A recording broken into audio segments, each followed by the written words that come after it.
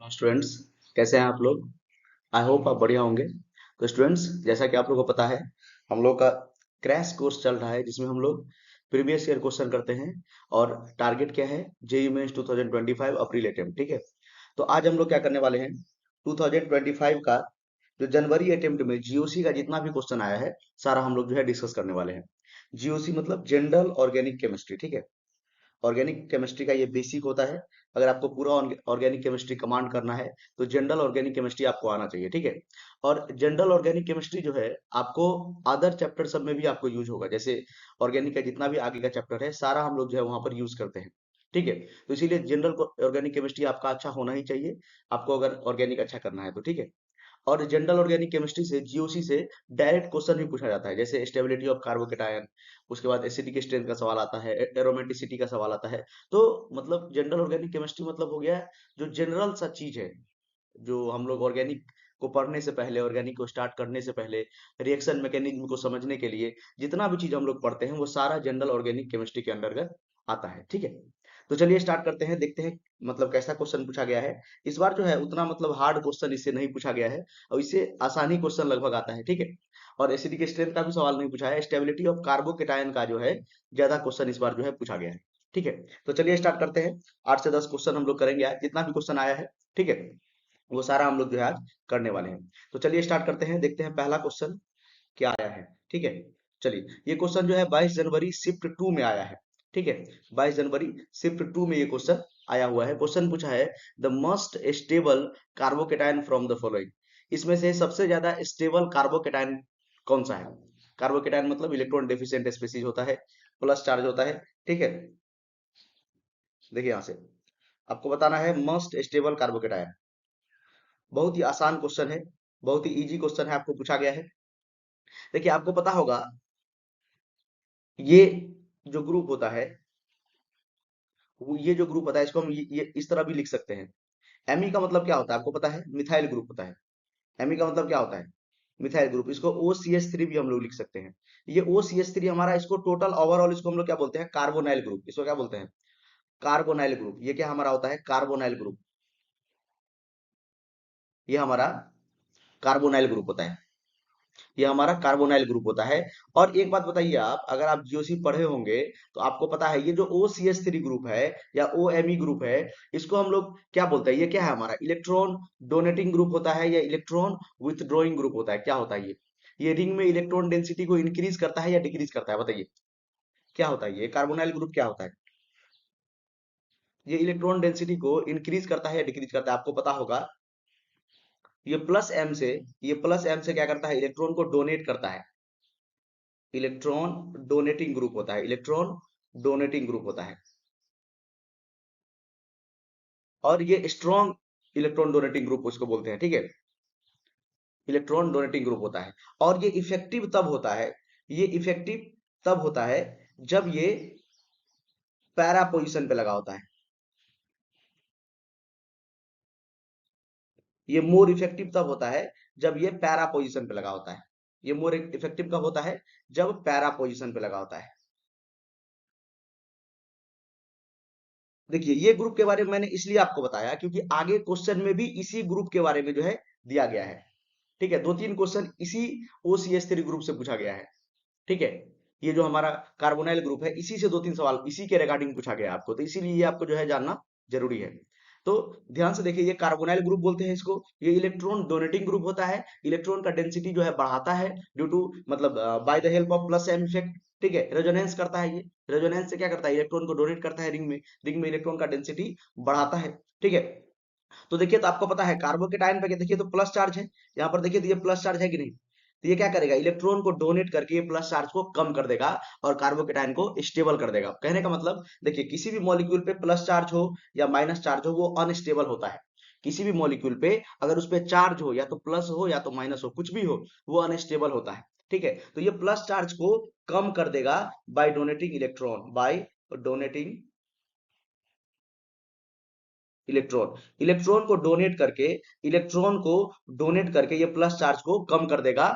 कौन कम करेगा? O C H three, O M group जो है, एमी मतलब ये मिथाइल ग्रुप है, O C H three group ये कार्बोनाइल ग्रुप होगा तब। और कब ज्यादा इफेक्टिव होगा? जब पैरा पोजिशन पे होगा in compare to meta position. यहाँ पर देखिए तो इसको देखेंगे, ये देखिए तो ये हमारा क्या है, यहाँ पर देखिए एक सब्स्टिट्यूएंट लगा है, ठीक है, C H three C H two plus.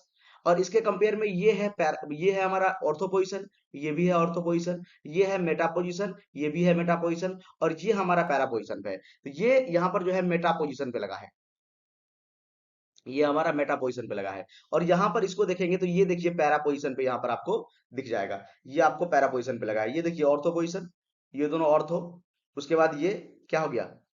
मिटा, और ये हमारा हो गया पैरा पोजिशन। तो पैरा पोजिशन पे जब लगा होता है, पैरा पोजिशन पे जब सब्स्टिट्यूएंट लगा होगा, ये ओ सी एच थ्री जब लगा होगा, कार्बोनाइल ग्रुप जब लगा होगा, तो मोर इफेक्टिव होगा, मोर इफेक्टिव होगा। और रिंग में क्या करेगा? इलेक्ट्रॉन को डोनेट करेगा, और ये सी एच टू प्लस को क्या करेगा?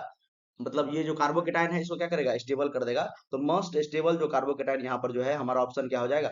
फर्स्ट हो जाएगा, ऑप्शन फर्स्ट हो जाएगा, ठीक है। और ये सब देखेंगे तो C H three alkyl group जो होता है इससे कम इफेक्टिव होता है। अल्काइल ग्रुप जो होता है सबसे ज्यादा हो गया ओ एच माइनस, आप देखेंगे तो O H minus strong electron donating group होता है। ओ एच माइनस आयन ये स्ट्रॉन्ग इलेक्ट्रॉन डोनेटिंग ग्रुप होता है। उसके बाद आपका देखिए ये मतलब ओ सी एच थ्री हो गया, ठीक है, कार्बोनाइल ग्रुप, उसके बाद अल्काइल ग्रुप आता है, ठीक है। तो ये लेस होगा, इसमें तो कोई ग्रुप लगा ही नहीं है। समझ रहे हैं बात? तो आंसर क्या हो जाएगा? पहला ऑप्शन हमारा जो है करेक्ट हो जाएगा। समझ में आ रहा है? बताइए, समझ में आ रहा है? चलिए नेक्स्ट क्वेश्चन पे चलते हैं। याद रखेंगे, ये कार्बोनाइल ग्रुप जो होता है इलेक्ट्रॉन डोनेटिंग ग्रुप होता है, प्लस एम से इलेक्ट्रॉन को डोनेट करता है, और पैरा पोजीशन पे जब रहेगा तो मोर इफेक्टिव होगा in compare to meta position. और ये इलेक्ट्रॉन को क्या करता है? डोनेट करता है। उसी तरह यहाँ पर अगर कार्बोनाइल ग्रुप देखेंगे, मतलब ये मिथाइल ग्रुप देखेंगे, सी एच थ्री या सी टू एच फाइव, ये सब देखेंगे तो ये सब लेस इफेक्टिव होता है कंपेयर, कहने का मतलब लेस इलेक्ट्रॉन डोनेट करेगा in compare to O C H three, ठीक है, इसीलिए फर्स्ट ऑप्शन हो गया। चलिए सेकेंड क्वेश्चन।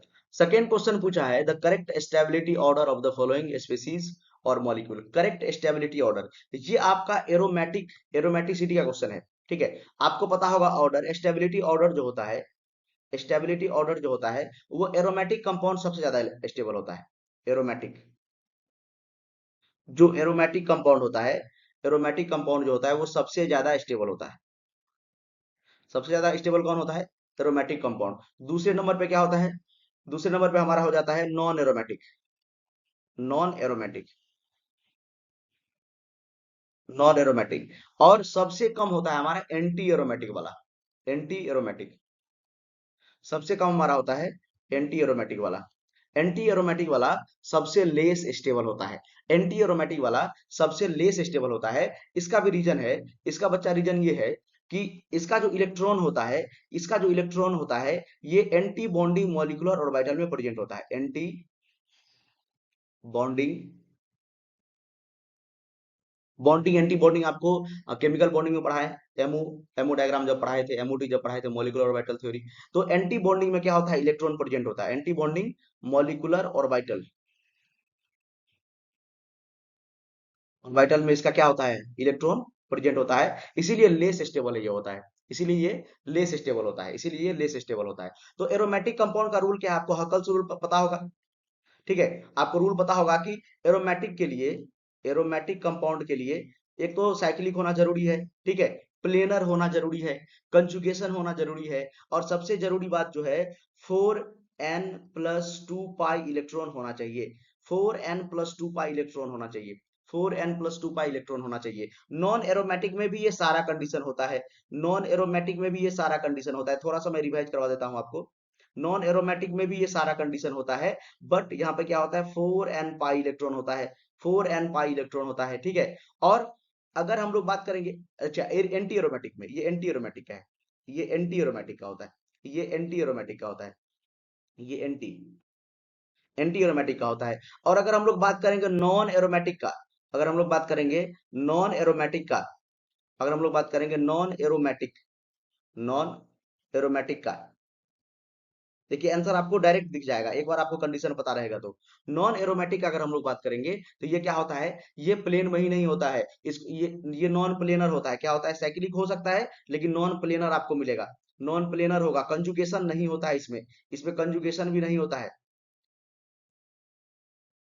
कंजुगेशन भी आपको देखने को नहीं मिलेगा, या प्लेन में आपको नहीं मिलेगा। तो ये दोनों कंडीशन जो सेटिस्फाई नहीं कर रहा है वो हमारा क्या हो जाता है, नॉन एरोमेटिक। नॉन एरोमेटिक, देखिए एरोमेटिक अगर कोई भी कंपाउंड ना तो एरोमेटिक है ना तो एंटी एरोमेटिक है तो वो क्या होगा, नॉन एरोमेटिक होगा। याद रखेंगे, कोई भी कंपाउंड ना तो एरोमेटिक है ना तो एंटी एरोमेटिक है, तो जितना भी कंडीशन बच गया वो सारा किसके लिए है, वो नॉन एरोमेटिक के लिए है। और स्टेबिलिटी का अगर हम लोग बात करेंगे, तो सबसे ज्यादा स्टेबल एरोमेटिक, उसके बाद नॉन एरोमेटिक, उसके बाद anti aromatic. Because anti aromatic का जो इलेक्ट्रॉन होता है वो एंटी बॉन्डिंग मोलिकुलर ऑर्बिटल में प्रेजेंट होता है, जो उसको लेस स्टेबल बना देता है। ठीक है, चलिए तो यहाँ पर देखते हैं पहला ऑप्शन। देखिए पहला ऑप्शन हम लोग चेक करते हैं। पहला ऑप्शन देखेंगे, यहाँ पर देखिए, यहाँ पर दो इलेक्ट्रॉन, यहाँ पर दो इलेक्ट्रॉन, तो यहाँ पर 4 पाई इलेक्ट्रॉन प्रेजेंट है। 4 पाई इलेक्ट्रॉन प्रेजेंट है।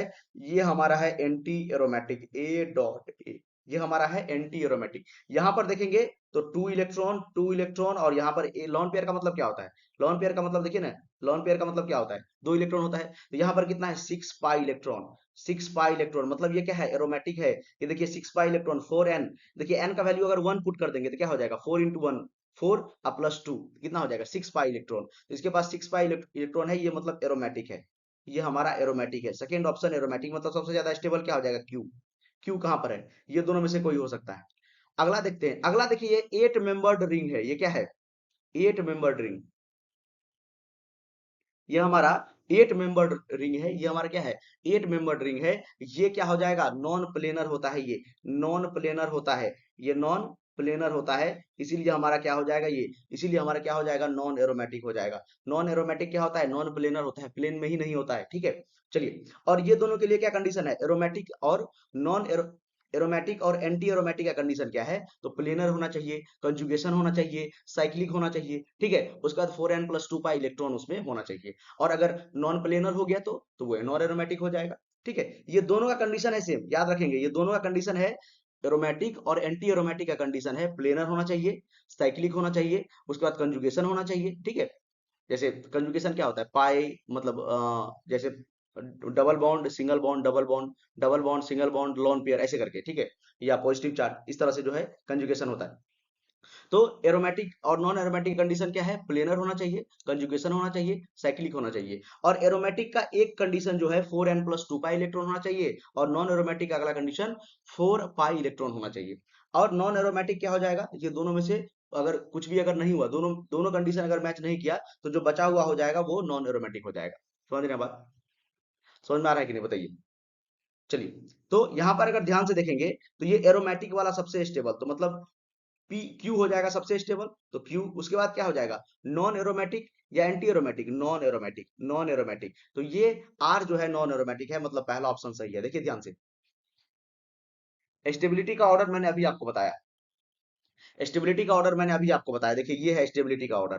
ऑर्डर क्या होता है, aromatic, non aromatic, anti aromatic, aromatic, non aromatic, anti aromatic. Anti aromatic क्यों लेस स्टेबल है, ड्यू टू, अभी बताए थे आपको, ड्यू टू इलेक्ट्रॉन जो उसका कहां प्रेजेंट होता है, इलेक्ट्रॉन उसका जो है एंटी बॉन्डिंग मॉलिक्यूलर ऑर्बिटल में प्रेजेंट होता है। चलिए इस तरह से हम लोग जो है चेक करते हैं एरोमेटिक, नॉन एरोमेटिक और एंटी एरोमेटिक। चलिए नेक्स्ट क्वेश्चन पे चलते हैं। नेक्स्ट क्वेश्चन 24 जनवरी शिफ्ट 1 में आपको पूछा गया है। ये भी कार्बोकेटाइन का स्टेबिलिटी के बारे में पूछा है, कार्बोकेटाइन के स्टेबिलिटी के बारे में पूछा है। तो कार्बोकेटाइन का स्टेबिलिटी जब हम लोग देखते हैं, कार्बोकेटायन, कार्बोकेटाइन का जब हम लोग स्टेबिलिटी देखते हैं, कार्बोकेटाइन का जब हम लोग स्टेबिलिटी का बात करते हैं, कार्बोकेटाइन का जब हम लोग स्टेबिलिटी का बात करते हैं, तो कार्बोकेटाइन देखिए पॉजिटिव चार्ज है, किसी भी मतलब जैसे यहाँ पर देखिए CH2 ग्रुप पे पॉजिटिव चार्ज है, इसी को कार्बोकेटाइन बोलते हैं। तो ये चार्ज को हमको कम करना होता है, तभी तो ये स्टेबल होगा। चार्ज ज्यादा होने का मतलब, चार्ज ज्यादा जैसे पॉजिटिव चार्ज हो या चाहे निगेटिव चार्ज हो, ये चार्ज को हमको कम करना होता है। ठीक है, ये चार्ज को हमको क्या करना होता है, कम करना होता है। किसी भी स्पेसीज पे जो चार्ज होता है वो लेस स्टेबल होता है। किसी भी स्पेसीज पे अगर कोई भी चार्ज हो, पॉजिटिव चार्ज हो निगेटिव चार्ज हो, वो लेस स्टेबल होगा, तो उस चार्ज को कम करना होगा। तो ये पॉजिटिव चार्ज को कम करने के लिए बताइए, ये पॉजिटिव चार्ज को कम करने के लिए हमको क्या करना पड़ेगा, इलेक्ट्रॉन देना पड़ेगा, इलेक्ट्रॉन डोनेट करना पड़ेगा, इलेक्ट्रॉन डोनेट करना पड़ेगा। तो ऐसा स्पीशीज को खोजो जो इलेक्ट्रॉन डोनेटिंग ग्रुप हो, इलेक्ट्रॉन डोनेटिंग ग्रुप हो। तो आपको पता है, अभी बताए थे, OCH3 से अच्छा इलेक्ट्रॉन डोनेटिंग ग्रुप कोई नहीं होता है। OCH3 ओ मतलब इससे भी ज्यादा होता है, OH होता है, लेकिन OCH3 भी अच्छा इलेक्ट्रॉन डोनेटिंग ग्रुप है, good electron donating group, good electron donating group. अच्छे से ये क्या करता है, इलेक्ट्रॉन को डोनेट कर सकता है, इलेक्ट्रॉन को डोनेट कर सकता है, गुड इलेक्ट्रॉन डोनेटिंग ग्रुप होता है, ये इलेक्ट्रॉन को डोनेट कर सकता है। ध्यान से यहाँ पर देखिए, तो यहाँ पर आपको ऑप्शन में दिख रहा होगा, पहला ऑप्शन देखिए तो ध्यान से, यहाँ पर देखिए तो positive charge, double bond, single bond, और यहाँ पर देखिए sp3 कार्बन आ गया, कंजुगेशन यहाँ पर नहीं है। यहाँ पर OCH3 तो है, लेकिन कंजुगेशन यहाँ पर नहीं है, मतलब अच्छे से प्लस एम इफेक्ट यहाँ पर नहीं हो पाएगा, रेजोनेंस नहीं हो पाएगा, यहाँ पे रेजोनेंस नहीं हो पाएगा, क्योंकि यहाँ पर जो है sp3 कार्बन आपको मिल गया, sp3 कार्बन आपको यहाँ पर जो है मिल गया। ठीक है, यहाँ पर रेजोनेंस नहीं हो पाएगा, यहाँ पर रेजोनेंस कंजुगेशन नहीं है। लेकिन यहाँ पर देखेंगे प्लस चार्ज, डबल बॉन्ड, यहाँ पर देखिए लॉन पेयर, यहाँ पर लॉन पेयर, सिंगल बॉन्ड। ठीक है, यहाँ पर जो है कंजुगेशन हो जाएगा, OCH3 ग्रुप यहाँ पर प्रेजेंट है, प्लस एम से ये क्या करेगा, इलेक्ट्रॉन को डोनेट करेगा, और सबसे ज्यादा स्टेबल जो है ऑप्शन सेकेंड को बना देगा। यहाँ पर भी OCH3 ग्रुप है, लेकिन कंजुगेशन नहीं है, कंजुगेशन नहीं है। देखिए plus charge, double bond, single bond, और फिर यहाँ पर देखिए sp3 कार्बन, फिर सिंगल बॉन्ड, sp3 कार्बन। ठीक है, ये sp3 कार्बन है। ठीक है, चलिए यहां पर देखेंगे तो ये क्यों नहीं हुआ, ये क्यों नहीं, यहां पर तो है, देखिए पॉजिटिव चार्ज, डबल बॉन्ड, और यहाँ पर लॉन पेयर है। बट यहाँ पर देखेंगे C डबल बॉन्ड O, यहाँ पर ये जो है, ये हमारा इलेक्ट्रॉन विथड्रॉइंग ग्रुप होता है, इलेक्ट्रॉन विथड्रॉइंग ग्रुप होता है। C डबल बॉन्ड O जो है यहाँ पे, C डबल बॉन्ड O जो है लिखा है ऑप्शन थर्ड में, C डबल बॉन्ड O, ये हमारा इलेक्ट्रॉन विथड्रॉइंग ग्रुप होता है। ये क्या होता है हमारा, electron withdrawing group, electron withdrawing group. क्यों, क्योंकि इलेक्ट्रोनेगेटिविटी ऑफ ऑक्सीजन ज्यादा है, इलेक्ट्रोनेगेटिविटी ऑफ ऑक्सीजन जो है 3.5 होता है, जो कि बहुत ज्यादा होता है। ठीक है, इसी कारण C डबल बॉन्ड O जो है इलेक्ट्रॉन लेना चाहेगा, ये वाला ऑक्सीजन देखिए यहाँ पे, ये वाला जो ऑक्सीजन है ऑप्शन थर्ड में, ये वाला ऑक्सीजन जो है, ये तो इलेक्ट्रॉन डोनेट करेगा, यहाँ से रेजोनेंस होगा, लेकिन ये इलेक्ट्रॉन खींचना चाहेगा, ये वाला जो ग्रुप है ये इलेक्ट्रॉन को खींचना चाहेगा, C double bond O electron को खींचना चाहेगा, जिसके कारण ओवरऑल जो है COOCH3 का, ओवरऑल COCH3 ग्रुप जो है, इसका जो इफेक्ट है इलेक्ट्रॉन डोनेट करने का, वो कम हो जाएगा। ओवरऑल COOCH3 का इलेक्ट्रॉन इलेक्ट्रॉन डोनेटिंग पावर जो है वो लेस हो जाएगा, इलेक्ट्रॉन डोनेटिंग पावर जो है लेस हो जाएगा, due to C double bond O का जो ये C डबल बॉन्ड O जो है, ये हमारा इलेक्ट्रॉन विथड्रॉइंग ग्रुप की तरह बिहेव करेगा, due to more electronegativity of oxygen. ठीक है, ऑक्सीजन आपको पता है ज्यादा इलेक्ट्रोनेगेटिव होता है, जिसके कारण ये इलेक्ट्रॉन विथड्रॉइंग ग्रुप की तरह काम करेगा, और जिसके कारण ये टोटल इफेक्ट, इसका जो टोटल है COOCH3 का जो है इफेक्ट इलेक्ट्रॉन डोनेट करने का, वो कम हो जाएगा। समझ में आ रहा है, इसलिए ये नहीं हुआ। और यहाँ पर ये फ्लोरीन है, ये भी इलेक्ट्रॉन को खींचेगा। फ्लोरीन हमारा क्या होता है, ये फ्लोरीन हमारा क्या होता है, जितना भी हैलाइड्स होता है, जितना भी हैलोजन होता है, ठीक है, वो सारा क्या होता है, इलेक्ट्रॉन मतलब विथड्रॉइंग ग्रुप होता है। ठीक है, समझ में आ रहा है सबको, बताइए समझ में आ रहा है तो, समझ में आ रहा है सबको। पहला वाला तो आपको पता चल गया, पहला वाला यहाँ पर sp3 कार्बन है, यहाँ पर कंजुगेशन नहीं है, तो वो CH3 अच्छे से रेजोनेंस नहीं कर पाएगा, यहाँ पर रेजोनेंस होगा ही नहीं, यहाँ पर रेजोनेंस होगा, यहाँ पर देखिए कंजुगेशन भी है, वो CH3 अच्छे से इलेक्ट्रॉन को डोनेट कर पाएगा। यहाँ पर C डबल बॉन्ड O, यहाँ पर देखिए C double bond O electron with drawing group की तरह काम करेगा, याद रखेंगे। ठीक है, और ओवरऑल इलेक्ट्रॉन डोनेटिंग जो इफेक्ट है उसको क्या करेगा, कम कर देगा। ठीक है, चलिए नेक्स्ट क्वेश्चन पे चलते हैं। नेक्स्ट क्वेश्चन ये 24 जनवरी शिफ्ट 2 में पूछा गया है। अच्छा क्वेश्चन है ये। क्वेश्चन क्या बोल रहा है, पहले क्वेश्चन पढ़ते हैं एक बार। क्वेश्चन बोल रहा है, identify correct statement, OCH3 NHCOCH3 are activating group.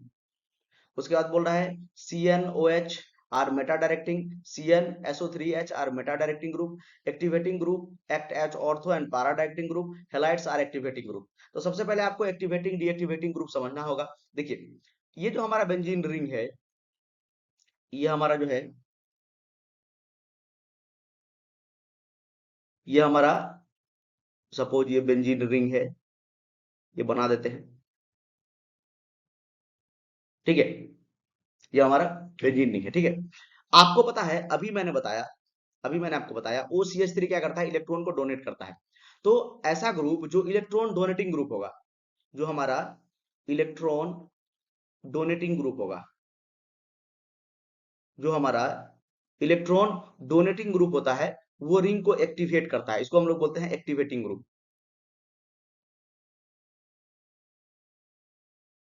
Activating group. ये हमारा एक्टिवेटिंग ग्रुप होता है। जैसे एग्जांपल अभी मैंने आपको बताया OCH3,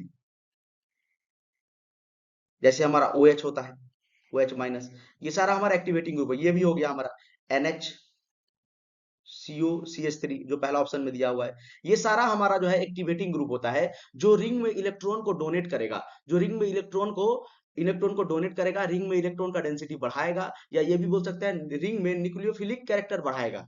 मतलब न्यूक्लियोफिलिक कैरेक्टर क्या होता है? जिसमें इलेक्ट्रॉन डेंसिटी ज्यादा हो, लॉन पेयर हो, ठीक है, निगेटिव चार्ज हो, उसको क्या बोलता है? न्यूक्लियोफाइल। तो न्यूक्लियोफिलिक कैरेक्टर अगर रिंग में बढ़ाएगा, तो उसको हम लोग, उस ग्रुप को हम लोग बोलेंगे इलेक्ट्रॉन डोनेटिंग ग्रुप होता है, और उसी ग्रुप को हम लोग एक्टिवेटिंग ग्रुप बोलते हैं। ठीक है, ये सब हमारा एक्टिवेटिंग ग्रुप होता है। उसके बाद डीएक्टिवेटिंग ग्रुप क्या होता है? तो डीएक्टिवेटिंग ग्रुप क्या हो जाएगा? इसका उल्टा हो जाएगा। डीएक्टिवेटिंग ग्रुप क्या हो जाएगा? इसका उल्टा। तो याद कीजिए, एक्टिवेटिंग ग्रुप अभी क्या बताया आपको? एक्टिवेटिंग ग्रुप का मतलब होता है जो इलेक्ट्रॉन डोनेट करेगा रिंग में, जो इलेक्ट्रॉन का डेंसिटी रिंग में बढ़ाएगा। ठीक है, उसको हम लोग क्या बोलते हैं? Activating group. देखिए ये क्या होता है, इलेक्ट्रॉन का डेंसिटी बढ़ने से इलेक्ट्रोफाइल इजीली यहाँ पर क्या करेगा? अट्रैक्ट कर पाएगा। इलेक्ट्रोफाइल इजीली यहाँ पर जो है अटैक कर पाएगा इलेक्ट्रोफिलिक सब्स्टिट्यूशन रिएक्शन के लिए। इलेक्ट्रोफिलिक इलेक्ट्रोफिलिक सब्स्टिट्यूशन रिएक्शन के लिए ये हम लोग जो है इसको यूज करते हैं। तो एक्टिवेटिंग ग्रुप का मतलब क्या होता है? जो इलेक्ट्रॉन का डेंसिटी रिंग में बढ़ाएगा, न्यूक्लियोफिलिक कैरेक्टर बढ़ाएगा, तो इलेक्ट्रोफाइल आसानी से अट्रैक्ट कर पाएगा। ठीक है, चलिए डीएक्टिवेटिंग ग्रुप क्या हो जाएगा? इसका उल्टा। तो डीएक्टिवेटिंग ग्रुप हमारा होता है जैसे इलेक्ट्रॉन विथड्रॉइंग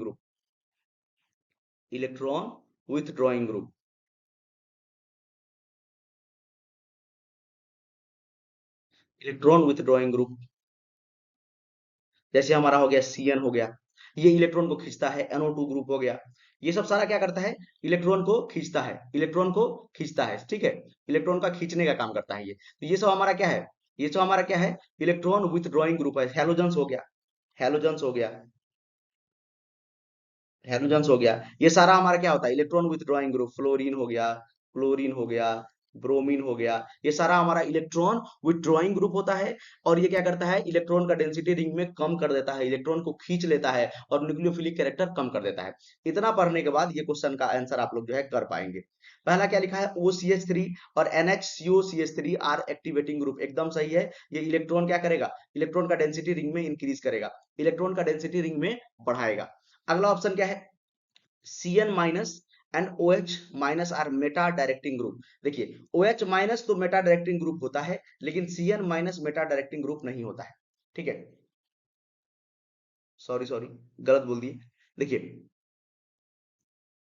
जो हमारा यहाँ पर समझिए, जो एक्टिवेटिंग ग्रुप होता है, जितना भी OCH3 हो गया, OH माइनस हो गया, ये सारा ऑर्थो पैरा डायरेक्टिंग होता है। ऑर्थो पैरा डायरेक्टिंग होता है। ये जब यहाँ पर लगा देंगे, देखिए मैं एग्जांपल से आपको समझाता हूँ। सपोज मैंने यहाँ पर OCH3 लगा दिया या OH लगा दिया, तो इसके कंपेयर में ये वाला पोजिशन देखिए, तो इसके कंपेयर में ये वाला पोजिशन क्या हो गया?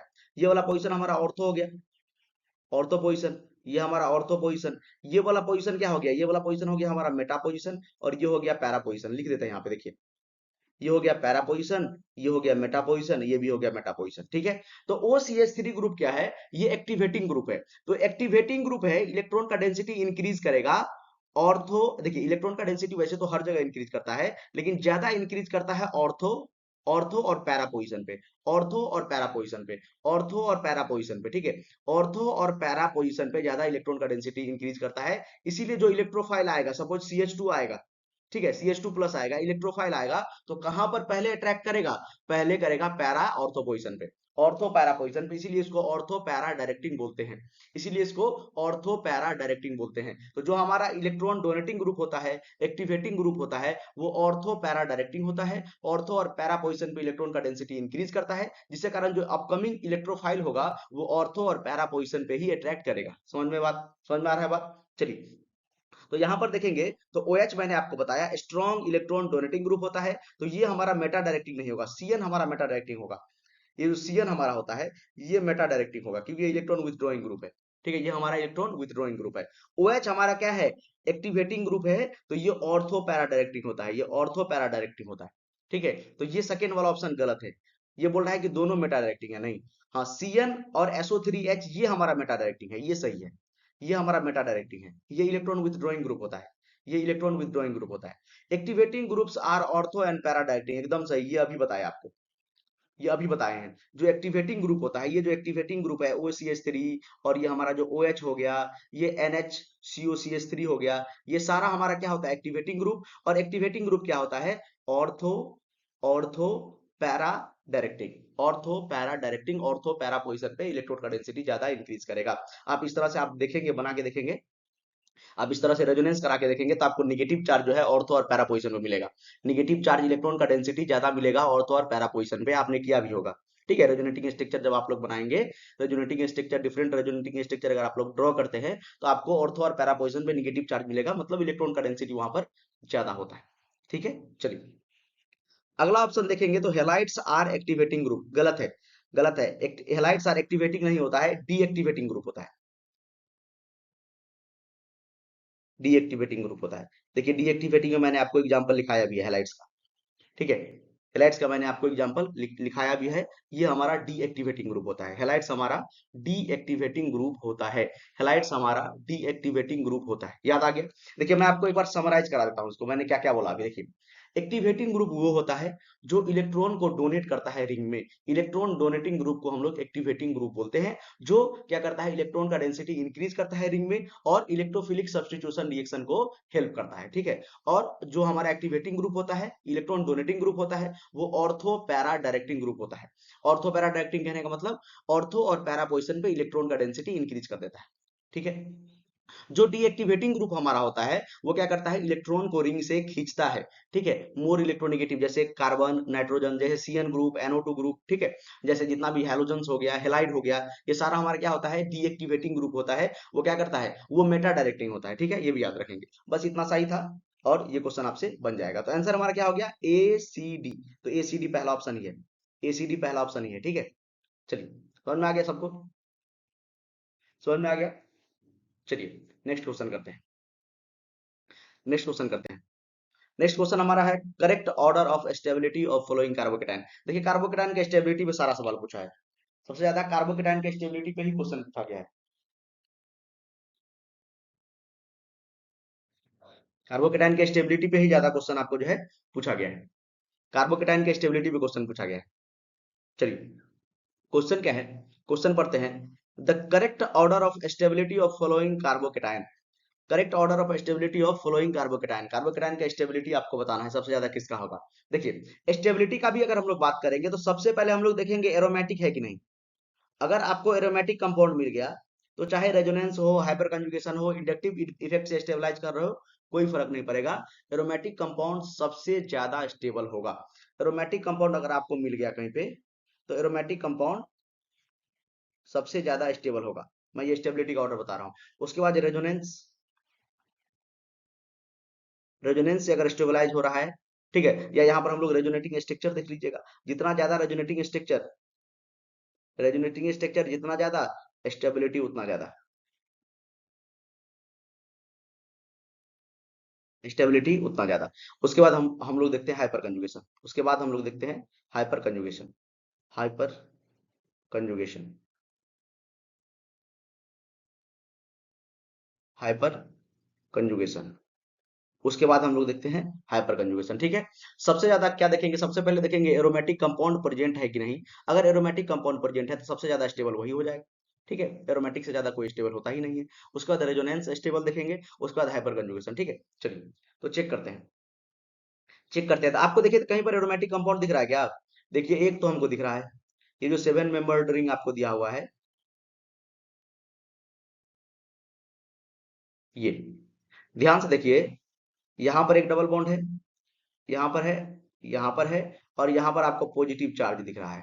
तो ये हमारा जो है देखिए कितना है, ये हमारा देखिए ध्यान से 6 पाई इलेक्ट्रॉन है, 6 पाई इलेक्ट्रॉन है। और यह हमारा एरोमेटिक है, प्लेनर है, प्लेनर है, कंजुगेशन है। ठीक है, प्लेनर है, कंजुगेशन है, साइक्लिक है। ये हमारा क्या है, एरोमेटिक कंपाउंड है, एरोमेटिक है, ये हमारा एरोमेटिक है। तो सबसे ज्यादा कौन स्टेबल हो गया, सबसे ज्यादा स्टेबिलिटी का ऑर्डर देखेंगे तो सबसे ज्यादा हो गया हमारा C। उसके बाद देखते हैं, उसके बाद क्या देखेंगे, अब रेजोनेंस देखेगा, और कोई तो साइक्लिक कंपाउंड है ही नहीं यहाँ पे। देखिए अब देखेंगे, तो पहला वाला देखिए, तो यहाँ पर देखिए 3 फिनाइल ग्रुप है, यहाँ पर 3 फिनाइल ग्रुप है, तो इसका रेजोनेटिंग स्ट्रक्चर सबसे ज्यादा होगा। सबसे ज्यादा रेजोनेटिंग स्ट्रक्चर किसका होगा? इसका ही होगा। 3 फिनाइल ग्रुप है यहाँ पे, देखिए तो 3 ही फिनाइल ग्रुप है, तो रेजोनेटिंग स्ट्रक्चर का हम लोग बात करेंगे तो सबसे ज्यादा इसका होगा इन कंपेयर टू सेकेंड वाला। देखिए इसको ए मान लीजिए, ये बी है, ये सी है, ये डी है। अच्छा नीचे में दिया ही हुआ है, नीचे में एबीसीडी लिखा है, ठीक है, नीचे में एबीसीडी तो लिखा ही हुआ है। चलिए तो यहाँ पर देखेंगे तो सबसे ज्यादा आपका देखेंगे, तो सबसे ज्यादा देखेंगे तो रेजोनेटिंग स्ट्रक्चर किसका होगा? ए और बी में अगर कंपेयर करेंगे, ए और बी में कंपेयर करेंगे तो ए का रेजोनेटिंग स्ट्रक्चर ज्यादा होगा। ए का रेजोनेटिंग स्ट्रक्चर ज्यादा होगा, और ए इसीलिए क्या होगा? ज्यादा स्टेबल होगा। जितना ज्यादा रेजोनेटिंग स्ट्रक्चर, जितना ज्यादा रेजोनेटिंग स्ट्रक्चर उतना ही ज्यादा क्या होगा? स्टेबिलिटी होगा। उतना ही ज्यादा क्या होगा? स्टेबिलिटी होगा। अभी मैंने आपको बताया, ठीक है। तो सबसे ज्यादा एरोमेटिक सी वाला हो गया, उसके बाद ए वाला हो गया, उसके बाद बी वाला होगा, और उसके बाद हमारा डी वाला होगा। क्यों डी वाला सबसे लास्ट में होगा? क्योंकि ये जो स्टेबिलिटी हो है, ये हाइपर कंजुगेशन से आ रहा है, हाइपर कंजुगेशन से आ रहा है।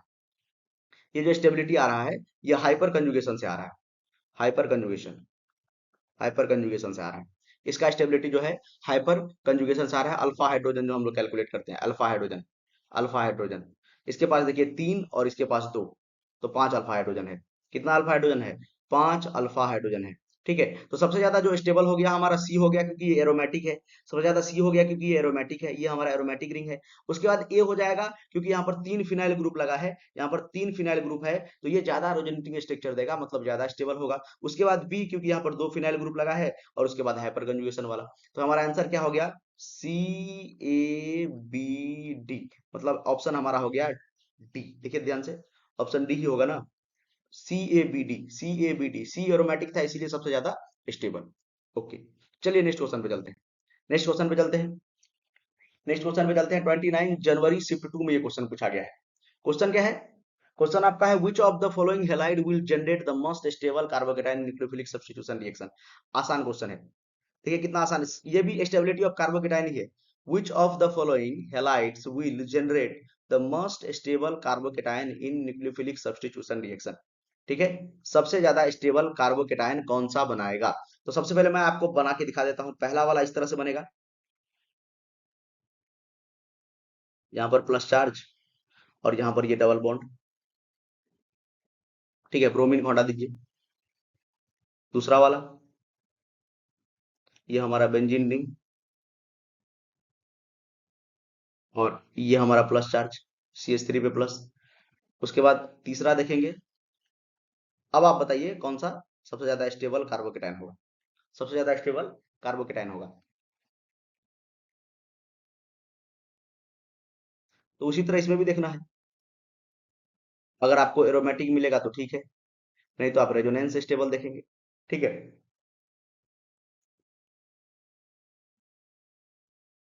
यहाँ पर 3 फिनाइल ग्रुप लगा है, पीएच पीएच पीएच, और यहाँ से ब्रोमीन को हटाएंगे तो यहाँ पर प्लस चार्ज। ये देखिए तीनों कार्बोकेटाइन में से आपको बताना है सबसे ज्यादा स्टेबल कार्बोकेटाइन कौन सा होगा। सबसे ज्यादा स्टेबल कार्बोकेटाइन कौन सा होगा? तो यहाँ पर देखिए ये जो प्लस चार्ज है, यहाँ पर भी देखिए ये प्लस चार्ज है, तो थोड़ा सा रेजोनेंस यहाँ पर होगा। प्लस चार्ज देखिए, पाई बॉन्ड, ये देखिए ये पाई बॉन्ड है, ये क्या है? ये डबल बॉन्ड बोल सकते हैं, पाई बॉन्ड। और ये सिंगल बॉन्ड, ये प्लस चार्ज, थोड़ा सा कंजुगेशन है यहाँ पे, यहाँ पर उससे ज्यादा है। ये देखिए यहाँ पर ये पूरा रिंग में कंजुगेशन है, और यहाँ पर ये प्लस चार्ज CH3 यहाँ पे, उसके बाद ये प्लस चार्ज। यहाँ पर देखिए double bond, single bond, plus charge. और यहाँ पर देखिए 3 फिनाइल ग्रुप है, जो पीछे में बताए थे आपको। 3 फिनाइल ग्रुप है, ये इसका रेजोनेटिंग स्ट्रक्चर अगर हम लोग बनाएंगे तो सबसे ज्यादा आएगा। इसका रेजोनेटिंग स्ट्रक्चर जो है सबसे ज्यादा होगा, मतलब ये सबसे ज्यादा क्या करेगा? स्टेबलाइज करेगा कार्बोकेटाइन को। सबसे ज्यादा स्टेबल के कौन सा होगा? ऑप्शन 4। ऑप्शन 4 देखिए आपको समझ में भी आ रहा होगा, ये अभी पीछे बताए थे आपको। 3 फिनाइल ग्रुप मतलब मोर रेजोनेटिंग स्ट्रक्चर। मोर रेजोनेटिंग स्ट्रक्चर का मतलब क्या हो गया? मोर रेजोनेटिंग स्ट्रक्चर मतलब मोर स्टेबल, मोर स्टेबल, ठीक है। चलिए, और ये लास्ट क्वेश्चन आपका है, और ये आपका होमवर्क है। ये लास्ट क्वेश्चन है, और ये आपका होमवर्क है, ठीक है। आपको कमेंट करना है आंसर। टोटल नंबर ऑफ क्या बोल रहा है? न्यूक्लियोफाइल पूछा है।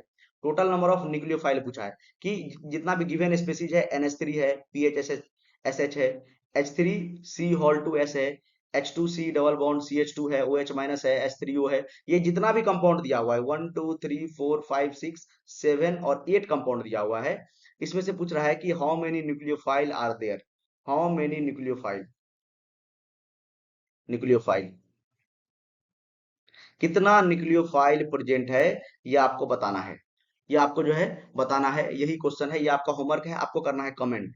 आपको कमेंट करना है, और जिसका कमेंट, जिसका आंसर सही होगा, जिसका आंसर सही होगा उसको मैं रिप्लाई करूंगा कि आपका सही है, नहीं तो मैं आपको, अगर गलत भी होगा तो मैं आपको आंसर बताऊंगा, ठीक है? कमेंट में मैं आपको आंसर बताऊंगा, ठीक है? कमेंट में मैं आपको जो है आंसर बताऊंगा। आप लोग क्या कीजिएगा, कमेंट कीजिएगा इसका आंसर। इसका आंसर आपको कमेंट करना है, इसका आंसर आपको कमेंट करना है, ठीक है? चलिए, चलिए। और जो है, इससे इतना ही सवाल पूछा गया था, ठीक है? वैसे आपको पता होगा जो जीओसी है हमारा, ये जनरल ऑर्गेनिक केमिस्ट्री, इसका कॉन्सेप्ट जो है और अदर चैप्टर सब में भी यूज होता है। तो वो दूसरे चैप्टर का सवाल होगा, मैं आपको दूसरे चैप्टर में जो आपको करवा दूंगा, ठीक है? लेकिन अगर प्रॉपर बात करेंगे, जीओसी से इतना ही क्वेश्चन पूछा गया था, प्रॉपर जीओसी से इतना ही क्वेश्चन पूछा गया था, ठीक है? नेक्स्ट चैप्टर लेके आएंगे, देखते हैं कौन सा चैप्टर लेके आते हैं। तब तक पढ़ते रहिए। Thank you.